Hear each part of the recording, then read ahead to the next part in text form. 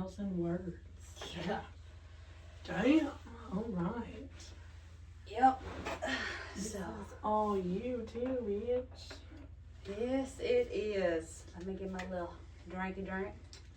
It's been so hard for me not to read them. Like, don't do it, Abby. Don't do it. It's hard, like, because when you send it, I know that I want to read it, but if I read it, then it's not the organic. Oh, please, God, don't read the ones I just sent you. I'm telling you. No, I'm not. It's just, it's very, like you said, it's very hard because you want to read them. Oh, yeah. I want the, like, for real, genuine reaction on 21. That one's... I'm looking forward to your two-parter. Like, I'm really excited because... I hope you like it. I'm a little nervous. I was like, okay, how do I break this up? I think I did okay. I honestly think I'm going to make Cole read it so he tells me if I broke it up good. You normally do really well. It's just the way you present yours and the way I present mine are very different. Yes.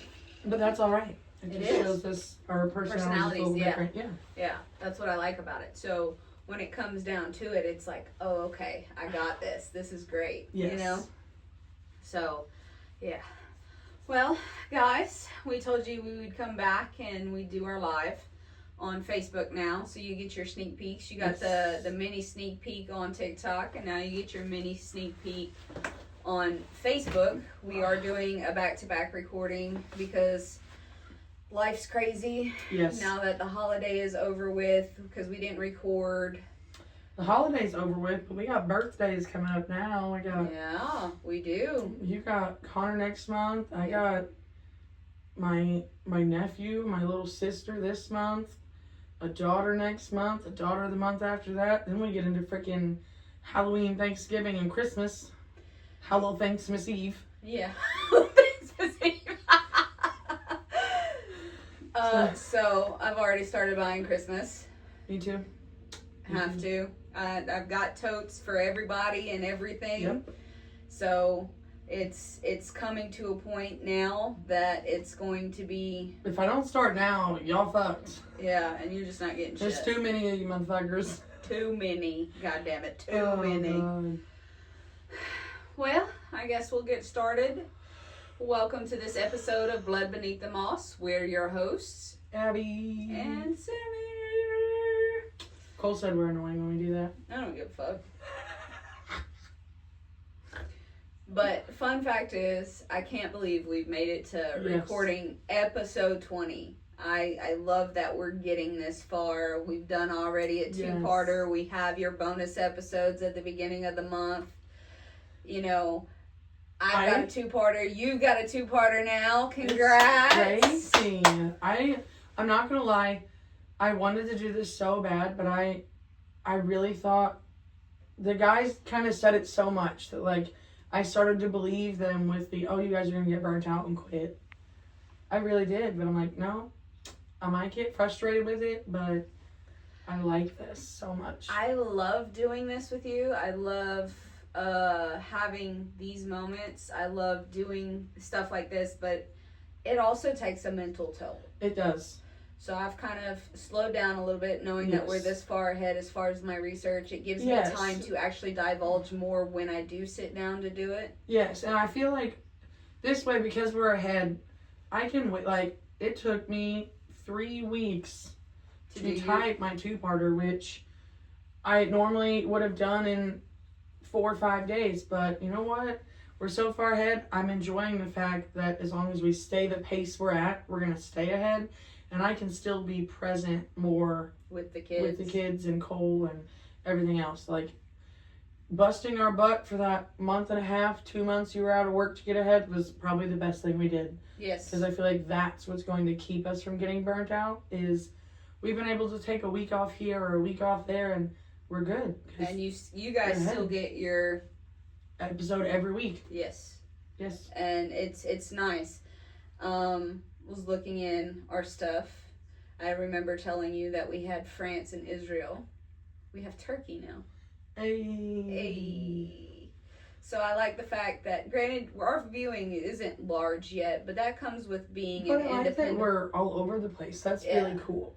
We have already started having these, followers. We have more on some platforms than others, and that's okay. We didn't even realize we were on some platforms.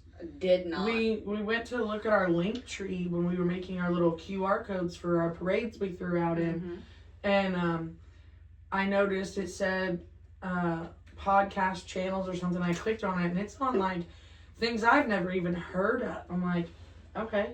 And that's the crazy thing, because I've only set us up with Apple and Spotify. And Podbean. And, Podbean is what links us to Apple. You have to have it for the conversion. I'm wondering if because of that, Podbean also just distributes to the smaller ones. You have to link it, because it's not just the smaller ones that we're on. We're on iHeartRadio. Yeah, well, and that's just it. Like, I thought maybe, it was automatic because I listed we were a podcast. But no, I started clicking on these things. I'm like, oh shit, okay, we're actually on those. Yeah. Like, so. All right, cool. It's getting enough recognition that it's pushing forward in ways that I never expected. I love it. It's amazing, and that's thanks to you guys. So yes, thank you for kudos to you. Dealing with us talking too much, being annoying, apparently, according to our husbands. Our on that aspect. My husband hates that I say on that aspect. So on that aspect. The last time she said that, I walked upstairs and was like, "Hey, Mitchell, on that aspect of whatever it was," and he just looked at me and then looked at her and goes, "Fuck you." It worked out great. It was fantastic. We have a good dynamic as far as that goes. Is like, I can pick with your husband, you can pick with mine. Yes. It's a good time. Yes. But again, we just wanted to fan gush over you guys for a little bit. You're fantastic. With that being said, we've already done our weekly banter of the back and forth, I guess it's a good thing Mitchell and Cole are brothers, huh? Yeah. Yeah, since we're not sisters anymore. You got one more time to say some dumb shit and I'm kicking you out of that chair. She brought up Cole and Mitchell and I was like, yes. She just walked into a whole nother opportunity to say it again. You about to be picking teeth out your ass for the next fucking year, bitch. Anyway, we're going to dive into this week's case. Yes. Sorry. Today we will be talking about the Ardenwald Axe Murders. So here's your trigger warning. This cold case does mention alcohol, physical abuse, and extremely horrific deaths, and sexual assault of a child and an adult.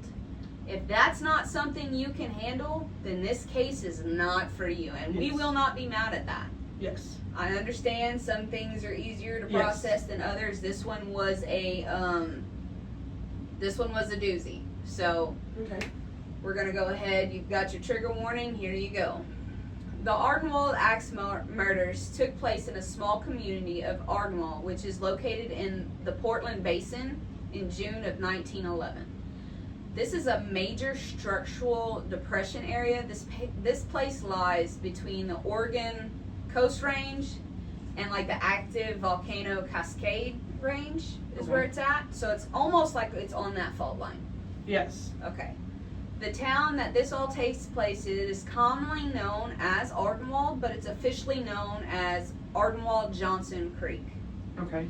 This little community straddles between two major cities of Portland and Milwaukee, Oregon. Okay. You're good. I'm just cleaning my glasses. Oh, okay. This is a historic area, but it's well known for its blended aesthetic, urban meeting country creekside. So now that you have a bit of a geological standpoint of where the area we're talking about, let's talk about the Hill family. Okay. William H. Hill, from all accounts, is an amazing man. Like, just reading about him, he's one of those stand up, 10 toes down, like, no nonsense, but a good-hearted individual. Okay. He's originally from Houston County, Minnesota. He lived there until he was a teenager when his family decided to relocate to Snohomish County, Washington, in the early 1900s. Once he got a bit older, it was said that he started working as a very skilled dual tradesman. He was a plumber and a pipe fitter by his mid-20s. He was employed by the Portland Natural Gas Company. His work automatically was impressed with him as a young man. So they were like, damn, this Yeah. guy's a go-getter. Okay. So they were like, he was their go-to. Yes. Because he, no matter what you threw at him, He could, if he didn't know it, he was going to figure it out. yeah, and Okay. he did it with, like, he was humble. He wasn't cocky with it. He Yeah. was very, you got it, boss. Okay. William was known for his hard work, his disciplined, routine lifestyle, and he was structurally oriented. So to say the least, William was the working class type of man. In the year of 1910, he met and married a woman named Ruth Cowan. Okay. All right, we following? Now, marrying Ruth was a bit of a controversial ordeal. She was a divorcee with 2 young children.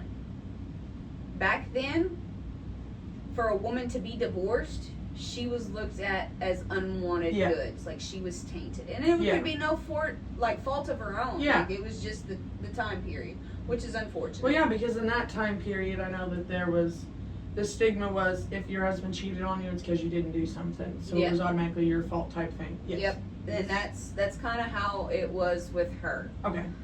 So William took on a role of not only a husband, but as a father to those 2 children.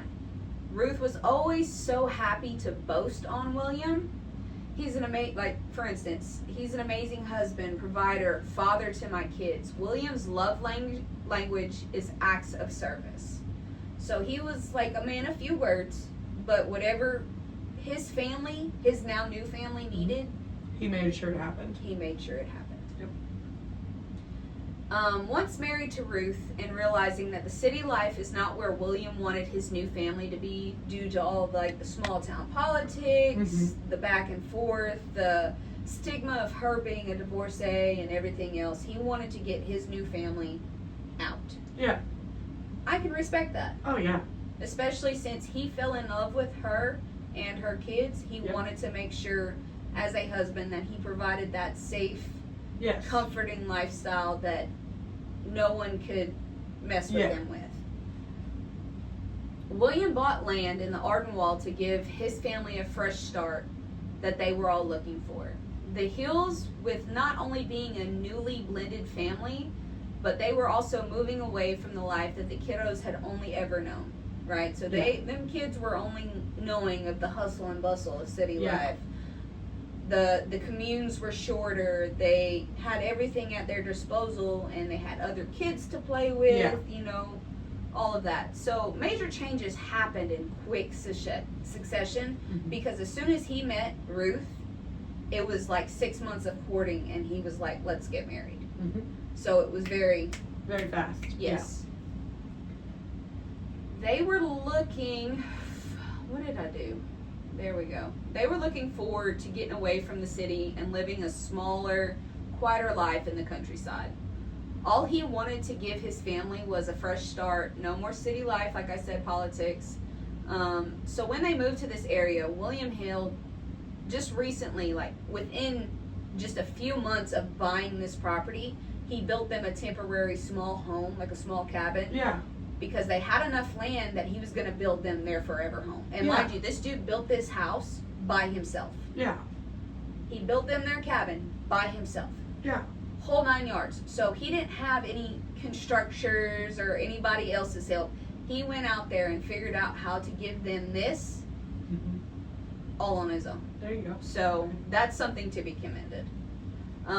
He recently, like I said, built a temporary 2-bedroom shack, like a cabin, on the family's 1-acre lot until he could build their forever home.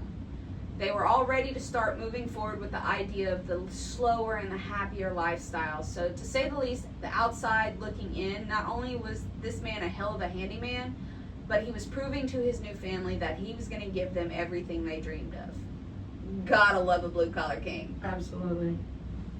They don't get enough praise. No, they don't. I'm going to give them praise. Now, you've heard Ruth's name, and we're going to give a bit of a backdrop on her. Ruth's life before William was kind of a shit show. Ruth was the local to the Portland area. She was born and raised in the city life. She came from a wealthy family, unlike her last husband, William. Her father was very well-known attorney in the Portland area. and wanted nothing but the best for his little girl. So even though she was a divorcee, her daddy didn't even look at her with the stigma. He still wanted. Yeah. That was his princess. She was going to have it, you know? He wanted her to have the best education possible for the time period. By the time she was 22, she was a registered nurse. So the girl was, like, doing the damn thing. She was getting it. And in 1900, she married her first husband, James Rentoul, the father of her 2 children, Philip and Dorothy. James, to say the least, gave Ruth hell.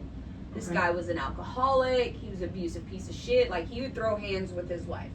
Like, he'd get blackout drunk and use her basically as a punching bag.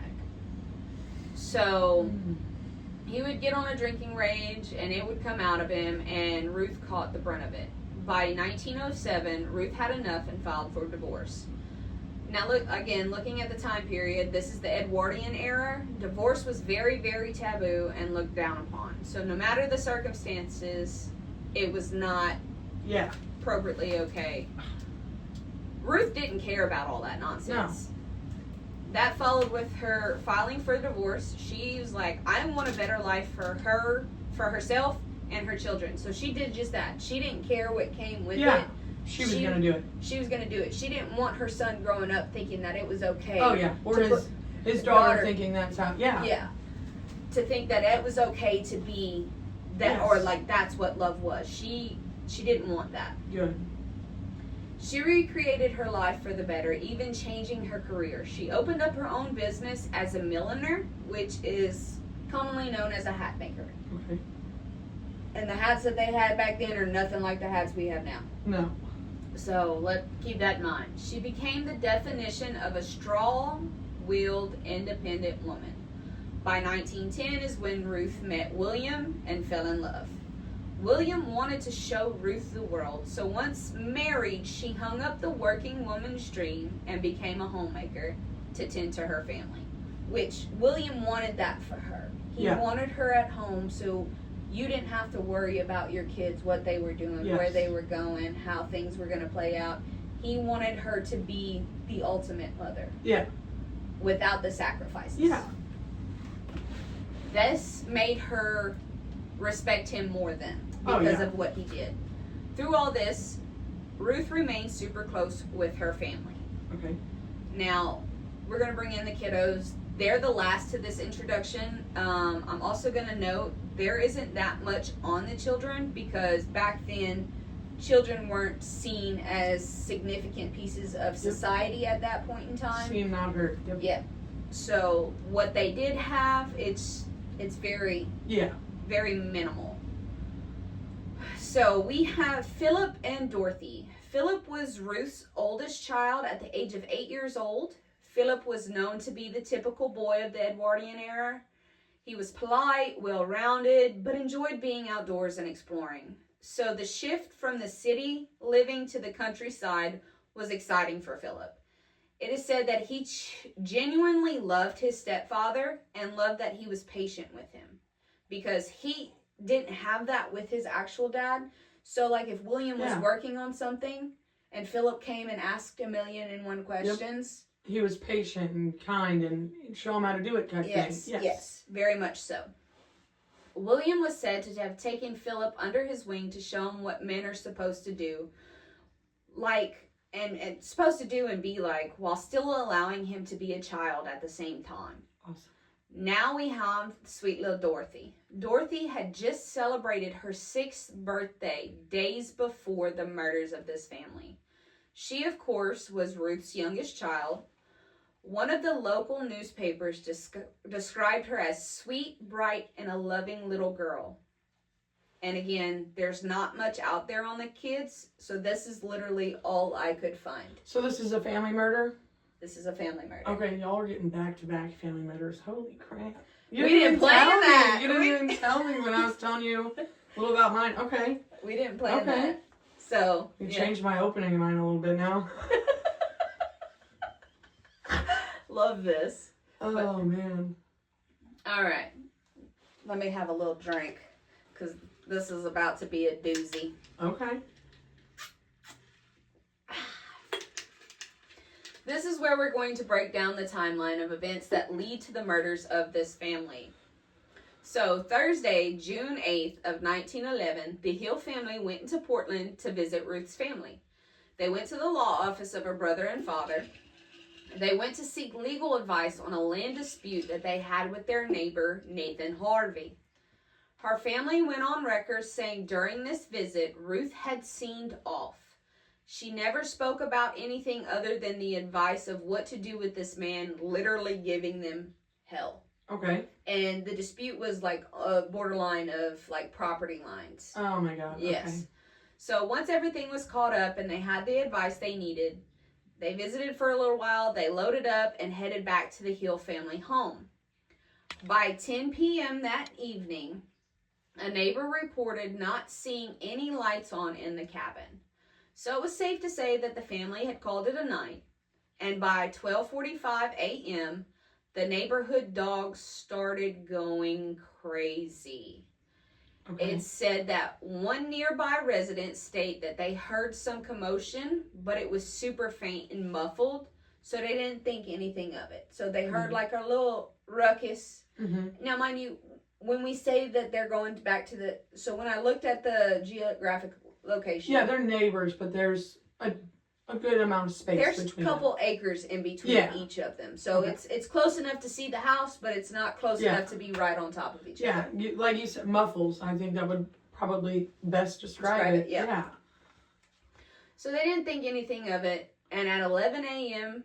in the morning... 1 a.m. in the morning, the Hills home was struck by something causing it...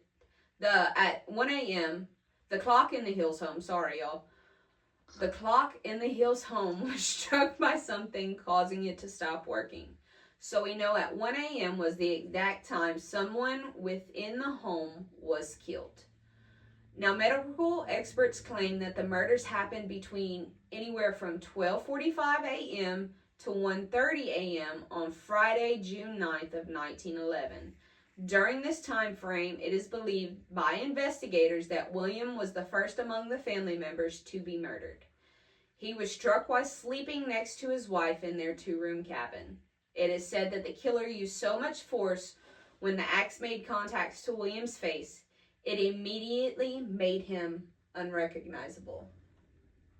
Some Lizzie Borden type vibes here, man. Yeah, kinda. It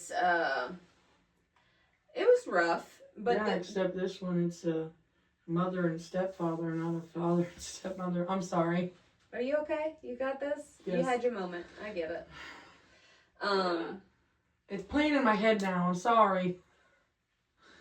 The Lizzie Borden took it. It's playing in my head now. Lizzie Borden took an axe, gave her mother 40 whacks. When she saw what she had done, she gave her father 41. Yeah. I'm sorry, guys. We used to play jump rope to that. Me too. It's weird. Yeah. Facts. Anyway, I'm so sorry. So sorry. All right. Some of Ruth's body was found covering parts of William as well. Ruth was killed second very shortly after her husband, according to medical examiners, due to like the longevity and stuff like that. She suffered multiple skull fractures that went across her face when the axe hit her. It broke her lower jaw, knocked out several of her front teeth. And again, it was said through medical examiners, she survived the first blows for about 20 to 30 minutes before succumbing to her injuries. So, the post-mortem evidence shows that she was drugged to the end of the bed before being sexually assaulted for an extended period of time. Since the cabin was small, there was not much space for the kids. So Philip slept on a small canvas cot right by his parents' bedroom door. Like the killer would walk out the door. So like, again, it's a 2-room cabin. So you come in the front door, you have your living room, kitchen, dining room area. Yeah. And then there's just one side off to that's where his cot was, right in front of their door, off to the right, as far as what I was explained to you. So okay, you said post-mortem evidence? Yes. So this man killed her and then? So from what I seen, through all of it, he killed the whole family, then came back and sexually assaulted her and the daughter. But we'll get to that. Yes. Okay. Since the cabin was so small, there wasn't space for the kids. So again, Philip slept on a small canvas cot right by his parents' bedroom door. The killer walks out the door. Unlike the rest of the family's death, Philip's was a bit different. He was the third to be killed in his family, and he was beaten to death with the handle of the axe, not the axe blunt itself. Okay. So the rest of the family was killed with the head of the axe. The sharp, jagged point, Philip was not. He was beat like a baseball bat with the axe. So the handle of the axe is what killed him. So are they sure he killed him third then? Yes. Okay. Because of legitimacy of it. Oh, okay. They were able to tell due to the body temperatures of who was lividity, you mean? Yeah. That. Yes. You know what the fuck I was saying. I did. Okay. He was the third to be killed in his family, and he was beaten to death with the handle of the axe. Now the last is little Dorothy. She was the last of the family to be killed. Again, she was sleeping on a makeshift couch bed in the other room of the house. I lost my spot. She was struck. She was struck in the face by the axe blade, causing extremely catastrophic skull fractures. She was found right next to where she slept on the floor. She was covered in bloody fingerprints, and she also shows signs of sexual assault. By 8:30 a.m. of that morning, the Hills neighbor, Miss Sarah, had not seen William leave for work by catching his 7 a.m. streetcar. So she goes over and checks on him to make sure that everything was okay, and when she looks into the Hills window, she noticed little Dorothy laying on the ground covered in blood. She immediately notifies authority without looking into the home any further. Seeing that baby covered in blood, there's counts of them saying that she let out a blood-curdling scream. Oh, absolutely. And then was running back to her home. Oh yeah, absolutely.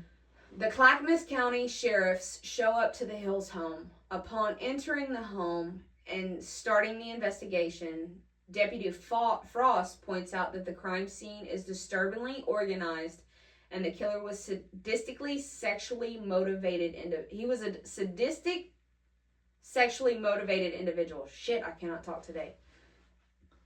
This case quickly became one of the biggest investigations in Oregon at the time.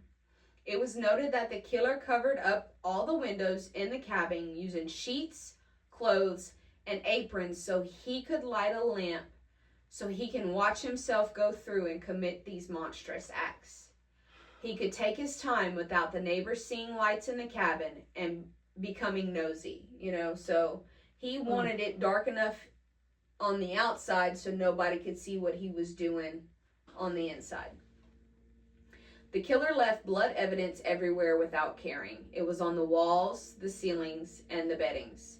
He also left bloody footprints. Now, you'd think bloody footprints, you're in shoes. No, it was actual footprints.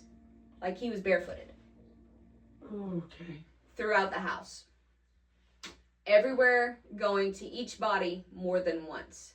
The kicker to it all, the killer left the axe propped on the outside of the house. And it was noted later in the investigation that the axe actually belonged to a man named John Myers. It was proven that it was stolen from his property and he was not a part of the murders. Because he reported that he had property stolen weeks before. And it was part of that report. Okay. Yes.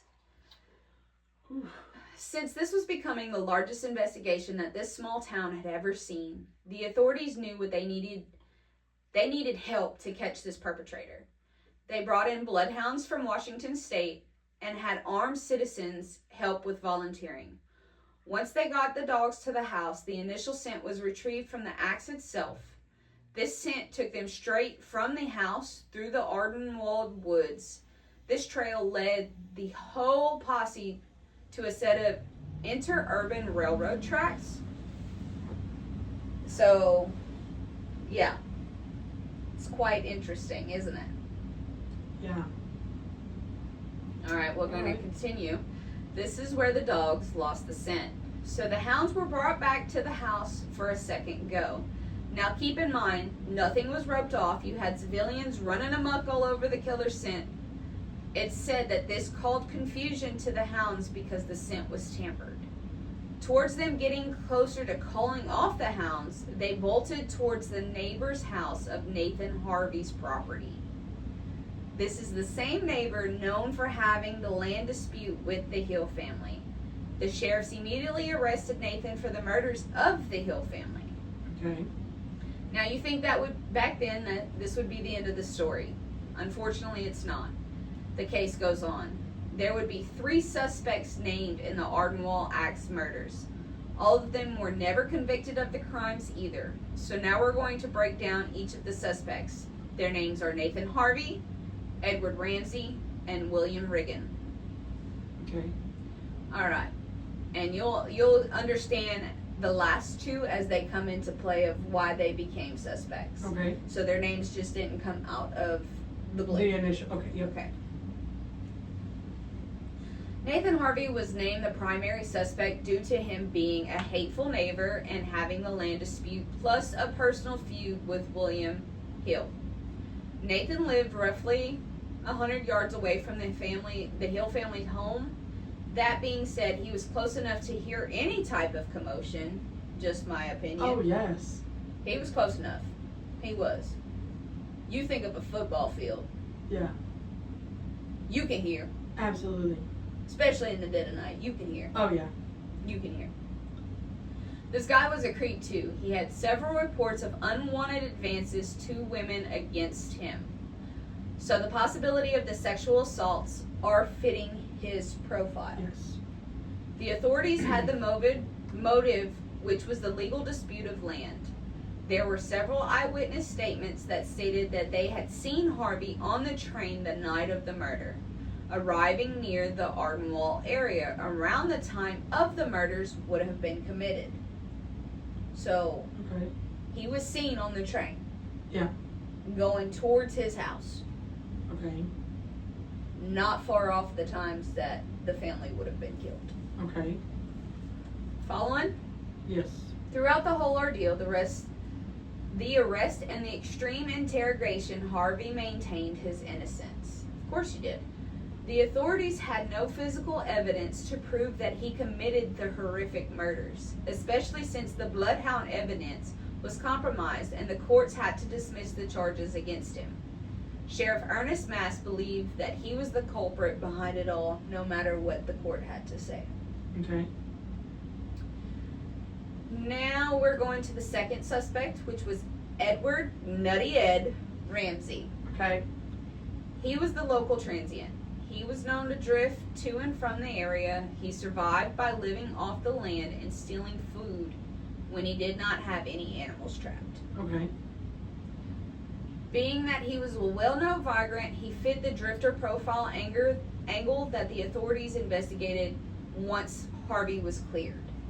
Because of the initial dogs going straight to the straight to the tracks, they figured it was somebody coming to and from, easy going, quick way to lose it, won't know what's going on. You get what I'm saying? Yes, ma'am. He slipped off the railway to commit the crime. He was also known for targeting young boys, which in hindsight doesn't fit the crime due to the fact that only the females were sexually assaulted. Yeah. So this was just the suspect after Harvey was cleared. Mm-hmm. Like they had to try and focus on different angles. Oh, yeah. And being that it was like the 1900s, they didn't have sure enough like police work, to say the least. They had to go off of thoughts and theories and things of that nature.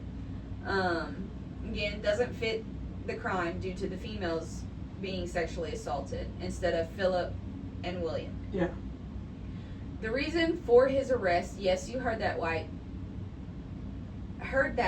Twice he was arrested for failing to produce an alibi for the early morning hours of the murders.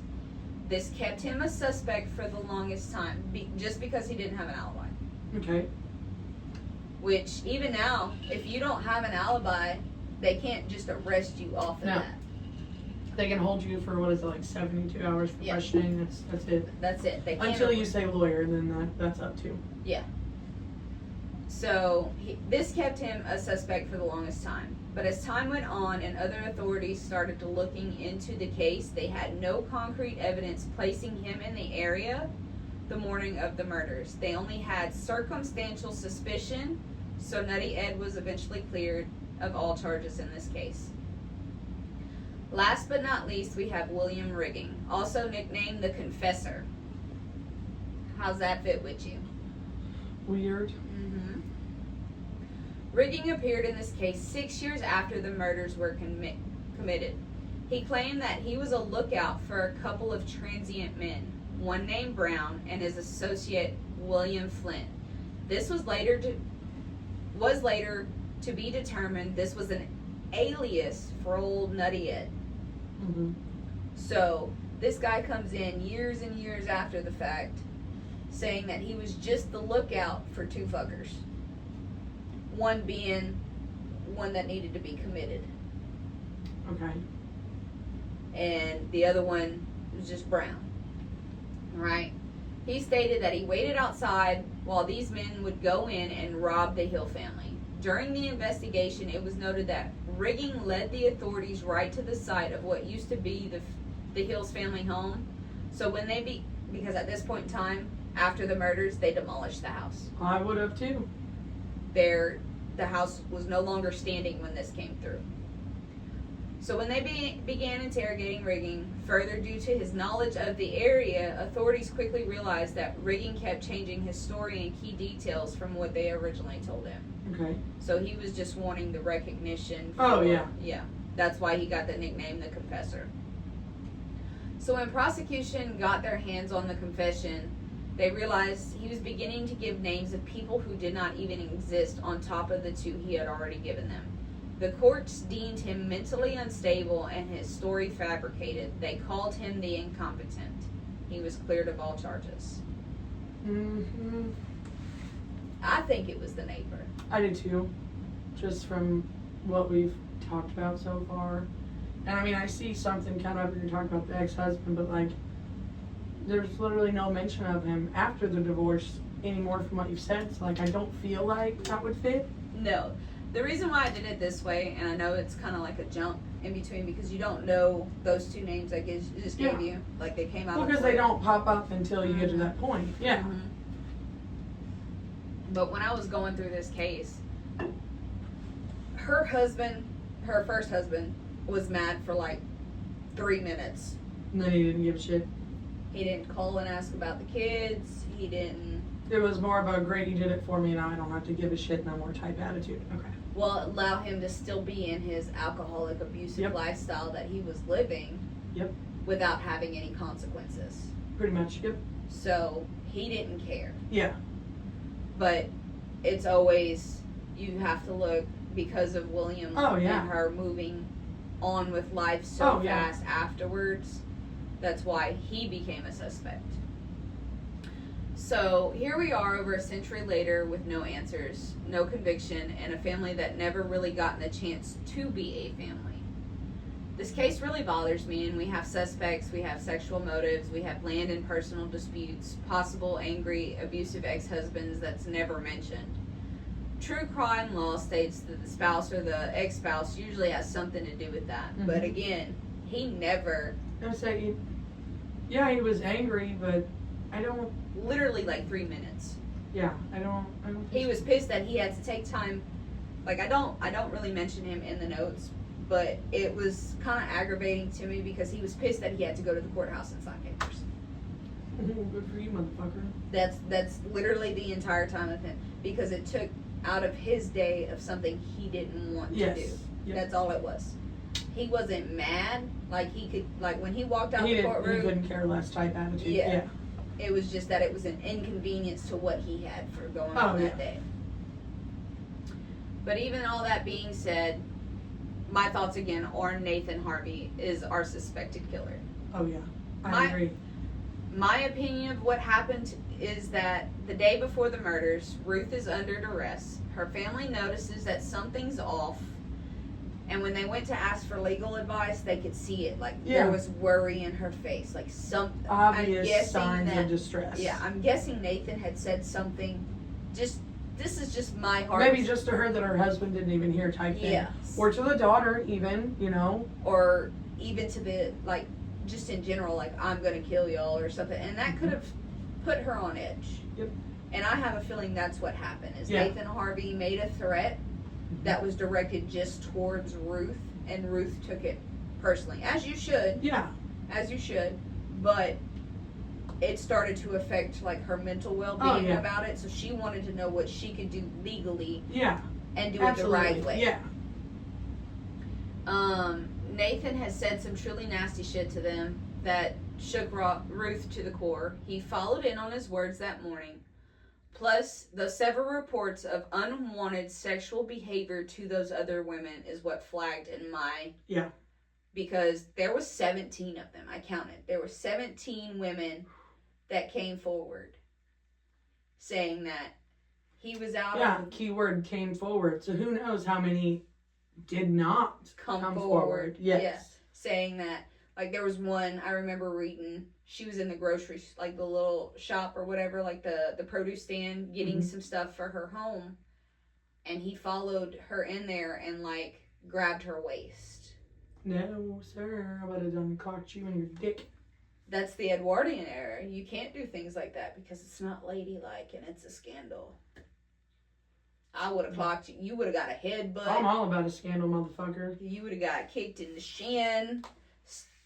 What's that movie? Bend and Snap? Oh, Legally Blonde. Or what's the other one? Miss Congeniality. Oh my god. What is it? Solar plexus, instep, nose, and groin. Sing. You would have caught something. Oh man. You would have known I was there. Alright. Plus all those reports again of the unwanted sexual behavior to those other women. With Ruth and Dorothy being sexually assaulted, I say if the shoe fucking fits, if it walks like a duck, quacks like a duck, it's a fucking duck. Absolutely. Plus, if the story fits with the eyewitness statements that he was on the train the night the dogs caught his scent coming home, but making the pit stop at the Hills house before returning home, tells me he already planned this out. Because how is he going to walk from his... If he's getting off the train... what was he doing getting off the train at 12, almost 1 o'clock in the morning? Probably going out and getting drunk at, like, some local bar. Let's be honest. And then he comes through, hops the ride on the train because it comes right by his house. Mm-hmm. But I had a feeling, like, this is just my opinion. He premeditated on it. Oh, yeah. And had the axe set up. But he needed that little boost of liquid courage to go through with it. So he went into town, he got fucking schmammered, came back, grabbed the axe, killed all of them, sexually assaulted the daughter and the wife, goes outside, puts the axe back on, and then walks to his house like nothing ever happened. Ugh. Which would make sense because the dogs caught the trail straight to the train. And then even though the shit was all confused and muddled, they still end up going towards his house. Yeah. So it makes sense. 1 + 1 is 2 here. So... Well, yeah, and that does, because, okay, his scent's going to be more of just him getting off the train to the house. So, yeah, they're going to go to the train first, because then that's the scent of him initially grabbing that axe. But then once they go, they use it again. Okay, they've picked up on all this other stuff, but his scent's not going to be the same going home. No. After he puts it, you know what I mean? Okay, sorry. No, I love it. I love that you're doing that. Because that's exactly how I thought it. Because I go and love up on another dog, just for instance. I go love These up motherfuckers know. They pout. They get mad. They know. And I'm talking about I can even wash my hands and it'd be fine. They still want to smell it. I swear to God, my dog is like, bitch, you better shower first. Kane looks at with me. I'm telling you, I've never been so judged so hard in my life except for by my own dogs. Oh, shit, yeah. Me and this damn... Okay. With all that being said, the Ardenwald Axe murder case is no longer actively being investigated. Murder has no statute of limitations by law, But at that point in time, they had no way of properly keeping DNA evidence. And even if they did, by this time it would be too dear. Yeah. You can't use it. Yep. It's the same issue will have in mine next week. Why are we on the same wavelength right now? I love that we did it though. That's pretty cool. I need to go change my notes a little bit. Because I'm not going to lie, I put it as this is the first one we've done like this. No, it ain't. Not now. I didn't even read yours. Oh, shit. That's actually really cool. They have no living eyewitnesses or living testimonies to help go with the case. I would say not. It's 115 years ago. You never know. They might be that one that just says, I'm not going until I'm like 115. So, leave it be. Get added. Oh, man. That's my goal. I want to live until like I'm like 130 years old. I want to be so old and decrepit and blind and like just swinging my cane around hoping I hit people while I'm going down. You motherfucker, you knew I was right here. You see, I can't see. I don't want to be like that because I want to go out doing some extracurricular activities. I know I'm going to outlive my husband. My husband, at this point, we're opposites. I am the Mitchell to Cole. See, I don't see it that way. I do the dumb stuff and make questionable life decisions. Mitchell doesn't do any of that. He's like, I don't want to live that long. He said, the moment I shit on myself the first time, I'm done.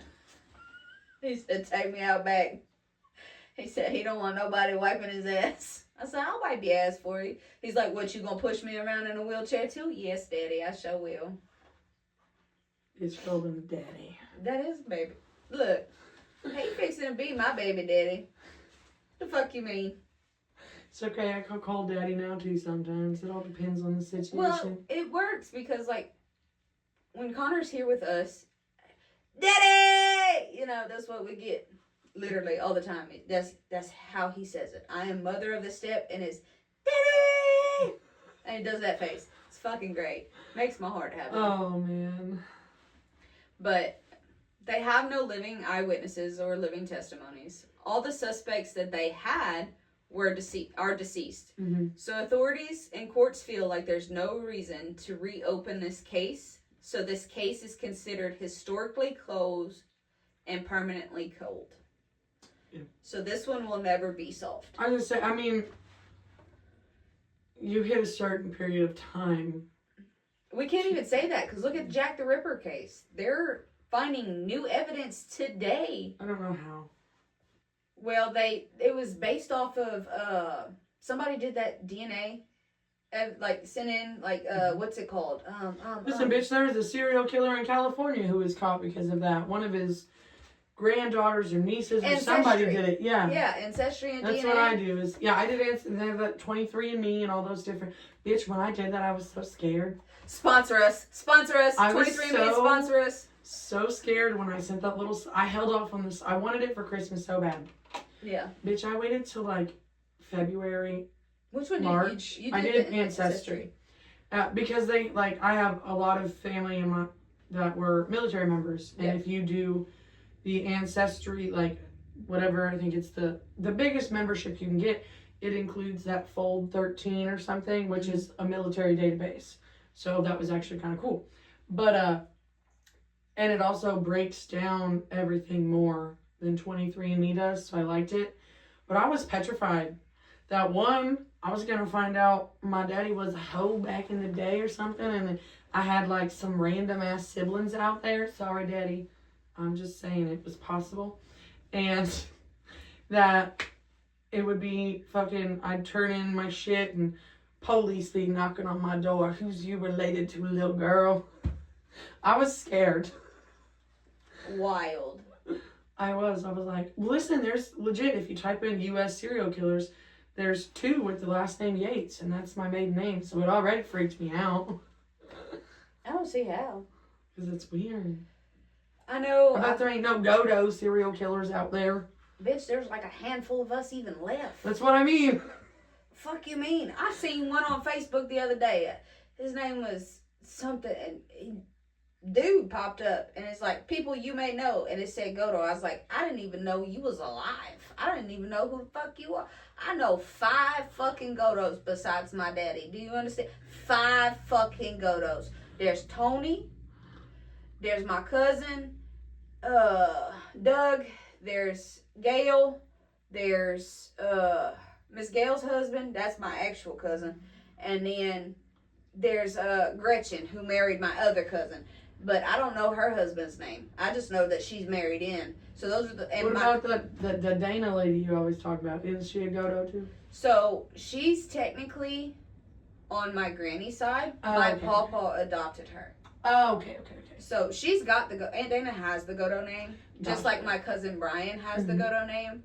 But as far as like blood, I got you. Yeah. Blood, they're my blood, but they don't carry the Godo blood. Yeah. They have the Godo name. They might as well have the Godo blood, in my opinion, because they do. We all the same. We all the same. Me and Aunt Dana, 2 peas in a pod. Brian, he's our hippie of the family, and I love him very, very much. Very, very much. But JoJo, the one that grew up like brothers with my dad, he has a completely different name than Daddy. He doesn't have and that's Aunt Dana's son. He's got Abshar. He's got his daddy's name. And got weird names down there. Abshar? That's not weird. It's different. Come up here and see all the basic white bitch names, and you get very confused. I come from having Thibodeau, Robichaux. Richard up here is Richard, but down there it's Richard. Yeah. What the fuck? Because it have a little chaka over the top. We have a Richardy family, okay? It's got the ET at the end. It's literally Richard Et. The first time I tried to show her this name, she goes, "What?" Yeah, that is not how you say that. She said Richarde. I said, no, Richardy. Yeah. What? That's not how you say that. That's how you say it. Like, we've got Dominguez, we've got, Godos, Fontenot's, Thibodeau's. Hell, you don't even say Broussard right. I say Broussard. When I first got up here, it was Broussard's. Well, that's because I sang Broussard's, a fucking Cajun restaurant by the river. It ain't Cajun. I know, I've eaten some of their stuff in the years. It ain't the same. But I'm going to still go down there for them clam strips. I like those. You can have them. The gator's actually pretty good. I tried it. You've never made gator for me, so I don't have anything to compare Okay, to. so tell me where we got gators running up around here, because then I'll be like, all right, I got Frank sells gator all the time. Yeah, I went over to Frank's. That shit ain't real. That shit look funky as fuck.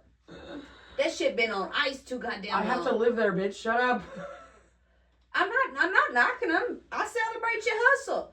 But I know what real gator, I know what fresh gator look like, and I know what prepackaged gator look like. I ain't eating fucking prepackaged gator. You got me fucked up, Charles. I'm the juggernaut, bitch. Sorry, I'm having stims today. Like this morning, the first thing I did when I woke up, it was, "Good morning, Vietnam." Yeah, I'm stimming like a fucking maniac Mitchell today. was probably like, what the fuck? Oh no, as soon as I did that, I woke up mad. Like I was on a warpath this morning. I woke up like that the other day. My husband, don't know why he puts up with my shit. Well, I woke up because we stayed busy. Like we had a good day yesterday. We had a date day. It was just me and him because we never get the chance to just have date days because we're either always working, we come home, we're tired. And we always plan to do stuff with Connor. Mm-hmm. So Connor's in Florida with his mom and his stepdad, so it gives us the chance to just have us a little breather and have us a date night. That little shit pulled his shit while he's on vacation. Oh boy, when you get home. That's why she called me, because like you could tell Brittany was like really frustrated because there was no reason for that. This whole vacation, like when me and Brittany were talking about it, and she's like, "Are we still good to have, these days?" No biggie. Elliot just had his double digits. Connor's fixing to turn 13. So, like, this is a big milestone as a family. Turning 14. No, bitch, 13. Bitch, I'm special. 13. Anyway, so, like, they're having monumental ages. Elliot's turned 10. Connor's turning 13. You've got Zayden and Anna ready to go out and, be kids. So this was like supposed to be the vacation for them. And she calls me. She's like, he needs an attitude adjustment. I was like, I got you. I got you. Because, like, you could see it on her face. Like, she was at her wit's end, because even when I was on the phone, like, he was smarting back. And, I mean, he's at that age. We all did it. It's just now we're on the different end of it, so we see it in a different light. And I'm like, I used to be a gangster. I gotta be a mom. I used to be a gangster. I gotta be a mom. Like, I wanted to get him through the phone and, like, snatch his ass up, because the way that he was even on the phone with me, like, talking to his mom. Because he knows better. He knows better. But that's still my baby. I'm still going to go 10 toes down for him. Oh, it yeah. don't matter. But sometimes you just want to catch that whip. Like how this bitch the other day, y'all. It was funny. She calls me and she's like, I'm going to leave my daughter on the side of the road. I texted her. Oh, texted me. Sorry. Technical terms. I was like, don't say that out loud. And she's like, side of the road's your house, bitch. She's your problem now. I'm serious, too. No, I'm dead serious. I don't give a shit. She'll come. You got to make sure that it's when I become the housewife and I'm working from home that you do it. Because when that case comes, she gonna have to be here for like a hot fucking minute for me to get that act right in her. If a bitch wouldn't have broke her arm, I was gonna send her to stay with Christy. That baby come back a whole new child. Exactly. I love my mama, but she scared me sometimes. She scared me too, but in like a good way. Like that's what I need to get to. Is that? I don't know if we can get to that. We just gotta be beat into that. That's how that works. I'm pretty sure I was beat into that bitch.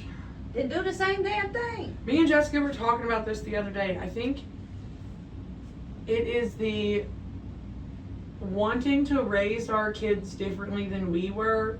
Some similarities, but at the same time, I'm sitting here like, am I fucking them up by not doing it the exact same way?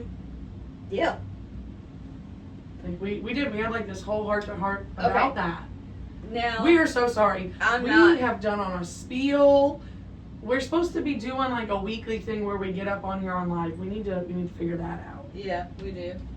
But hold that thought. We'll talk after this. Let's go ahead and close this out. Yes. So sorry, guys. Thank you for sitting with us. It's been great. It has. Tune in next week for the sneak peeks on TikTok of 21 Part 1 and Facebook for 21 Part 2. Bye, guys. Thanks. Bye. Love you. Oh. And we are.